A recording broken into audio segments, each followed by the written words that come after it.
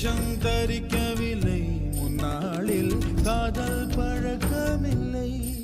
உனக்கென்றே உயிர் கொண்டேன், அதில் ஏதும் மாற்றமில்லை.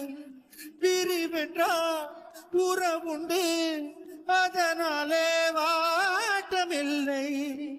மறைப்பதால் நீ மறைப்பதால் என் காதல் மாய்ந்து போகுமா? நீயா பேசியது.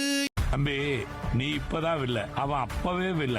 மன்சூரு, நீ வேணா அப்போல இருந்தே வில்லனா இருக்கலாம், ஆனா இப்போ இங்க நான் தான் வில்ல.